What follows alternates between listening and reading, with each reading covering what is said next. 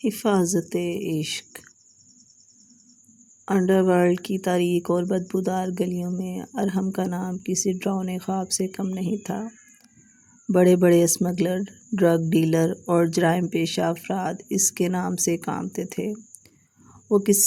وہ کوئی عام لڑکا یا معمولی مددگار نہیں تھا، بلکہ وہ جرائم کی اس کالی دنیا کے درندوں کو ختم کرنے کا ایک ایسا مشن بن چکا تھا جس کے پیچھے کوئی قانون یا پولیس نہیں تھی، بلکہ اس کا اپنا بے رحم انصاف تھا۔ وہ ان اسمگلروں اور مافیا کے گنڈوں کو چن چن کر مارتا، ان کے غیر قانونی دھندوں کو تباہ کرتا، اور کئی بار تو وہ ان بڑے مگرمچھوں کے کام روک کر ان سے کروڑوں روپے تاوان بھی حاصل کرتا۔ اس نے اس طریقے سے بے پناہ دولت اور طاقت جمع کر رکھی تھی،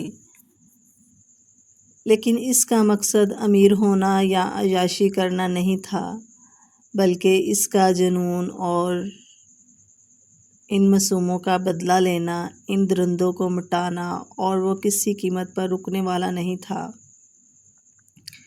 لیکن اس بار مقابلہ اتنا آسان نہیں تھا جتنا ارحم سمجھ رہا تھا۔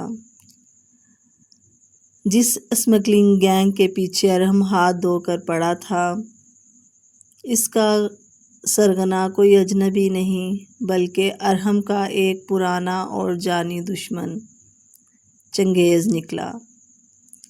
چنگیز انڈر ورلڈ کا ایک کٹر اور شاطر کھلاڑی تھا جو ارحم کے وار کرنے کے طریقے سے اچھی طرح واقف تھا۔ جب دانش اور صبا ارحم کی دی ہوئی لوکیشن پر پہنچے اور زین نے ہیڈ کوارٹر میں بیٹھ کر ان کا مین سسٹم ہیک کرنے کی کوشش کی تو کمپیوٹر اسکرین پر اچانک ریڈ الرٹ چمکنے لگا اور پورا سسٹم وارننگ دینے لگا، ارحم یہ ایک ٹریپ جال تھا۔ زین نے گھبرا کر اپنے ہیڈ فون اتارے اور اس کی پیشانی پر پسینہ آ گیا۔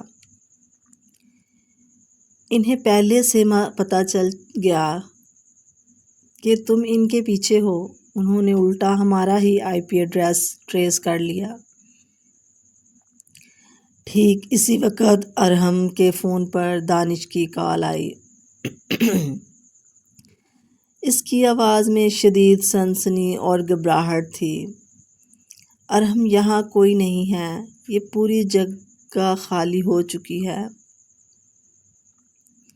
وہ اپنا سارا مال، لڑکیاں اور سارا ریکارڈ لے کر ہمارے پہنچنے سے پہلے یہاں سے نکل چکے ہیں۔ انہیں تمہارا پتہ چل گیا ہے ارحم، وہ چوکنا ہو چکے ہیں۔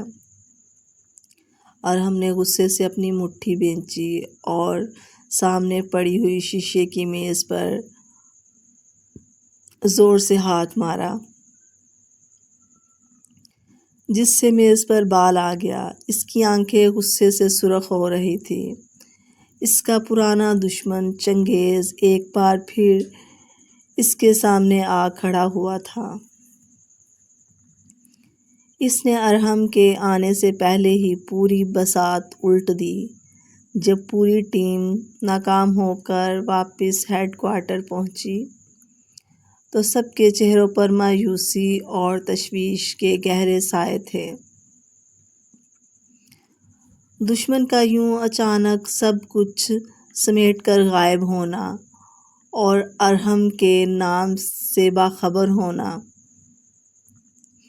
اس بات کا ثبوت تھا کہ وہ اب خاموش نہیں بیٹھیں گے، بلکہ اب وہ ارحم کو ڈھونڈ رہے تھے۔ وہ اتنی جلدی سب کچھ خالی کر کے کیسے بھاگ سکتے ہیں؟ دانش نے صوفے پر بیٹھتے ہوئے ہانپتے ہوئے پوچھا۔ ان کا نیٹ ورک ہماری سوچ سے زیادہ مضبوط ہے ارحم، اب ہاتھ پر ہاتھ دھرے نہیں بیٹھیں گے، وہ اب ہم پر پلٹ کر وار کریں گے۔ ارحم کمرے میں ٹہلتے ہوئے گہری سوچ میں ڈوبا ہوا تھا۔ اس کا سرد اور سنجیدہ چہرہ اب اور بھی زیادہ خوفناک لگ رہا تھا۔ وہ بھاگے نہیں ہیں دانش، وہ چھپے ہیں، اور چنگیز اچھی طرح جانتا ہے کہ میں تب تک نہیں رکوں گا جب تک میں اسے اور اس کے پورے گینگ کو عبرت کا نشان نہیں بنا دوں۔ زین، ڈارک ویب پر ان کی پچھلی تمام ٹرانزیکشن کی ہسٹری نکالو۔ مجھے رمشا کے لالچی ماموں کے اکاؤنٹ کی ڈیٹیلز چاہیے۔ وہیں سے اس کے شوہر نامی خریدار کا اصل سراغ ملے گا۔ جہاں ایک طرف ارحم اور زین اس نئے اور بڑے چیلنج سے نپٹنے کی تیاری کر رہے تھے، وہیں دوسری طرف صبا کے شیطانی اور حسد بڑے ذہن میں ایک انتہائی خطرناک اور کالا منصوبہ جنم لے رہا تھا۔ صبا لاؤنج کے کونے میں کھڑی ارحم کو دیکھ رہی تھی، جو اب رمشا کو بچانے کے لیے اپنی جان داؤں پر لگا رہا تھا۔ جب اسے معلوم ہوا کہ چنگیز کے اسمگلر اب ارحم کو پاگلوں کی طرح ڈھونڈ رہے ہیں اور وہ ارحم کے پرانے دشمن ہیں، تو وہ صبا کے دل میں جلتی ہوئی حسد کی آگ نے اسے اندھا کر دیا۔ اس نے سوچا کہ اگر رمشا کا پتہ ان اسمگلروں کو چل جائے تو وہ خود یہاں آ کر رمشا کو اٹھا کر لے جائیں گے۔ اس طرح رمشا ہمیشہ کے لیے ارحم کی زندگی اور اس فلیٹ سے نکل جائے گی، اور ارحم کا مشن بھی پورا ہو جائے گا، اور ارحم پر دوبارہ صرف صبا کا حق قائم ہو جائے گا۔ حسد کے مارے وہ یہ بھی بھول گئی کہ وہ خود کبھی اس دوزخ اور دلدل سے نکل کر آئی تھی۔ وہ 16 سال کی معصوم بچی کو دوبارہ اس جہنم میں دھکیلنے کا گھناؤنا منصوبہ بنا رہی تھی۔ ادھر ارحم کے اسی محفوظ فلیٹ میں 16 سال کی معصوم اور نادان رمشا اب بھی کمرے کے بند دروازے کی طرف ٹکٹکی باندھے دیکھ رہی تھی۔ جیسے جیسے وقت گزر رہا تھا، وہ رات کا اندھیرا گہرا ہو رہا تھا۔ اس کا خوف اور وحشت بڑھتی جا رہی تھی۔ وہ بیڈ پر اپنے گھٹنوں میں سر دیے سہم کر بیٹھی تھی اور ارحم کی کہی ہوئی ایک ایک بات یاد کر رہی تھی۔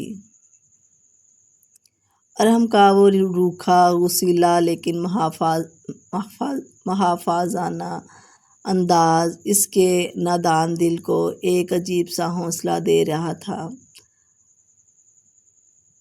ارحم نے کہا، وہ میرے ہسبینڈ کو ڈھونڈ دیں گے، پر وہ خود کہاں چلے گئے؟ مجھے اس اندھیرے میں بہت ڈر لگ رہا ہے۔ اس نے معصومیت سے روتے ہوئے خود کلامی کی اور ارحم کی دی ہوئی چادر کو خود پر مضبوطی سے لپیٹ لیا۔ اس معصوم گڑیا کو اندازہ ہی نہیں تھا جس ہسبینڈ کے پاس جانے کے لیے وہ اتنی بے چین ہے، وہ کوئی انسان نہیں بلکہ انڈر ورلڈ کا ایک درندہ چنگیز ہے، جس کے ہاتھ اس کے سگے ماموں نے اس کا سودا کیا تھا۔ وہ ارحم اس وقت اس معصوم کو اس بھیانک سچائی سے بچانے کے لیے انڈر ورلڈ کے سب سے بڑے طوفان اور موت کے کھیل سے ٹکرانے کی تیاری کر رہا ہے۔ اگر آپ کو یہ تحریر پسند آئی ہے تو پلیز کمنٹ باکس میں کمنٹ کریں اور میرے چینل کو سبسکرائب کریں۔ بیل آئیکن کا بٹن لازمی دبائیں۔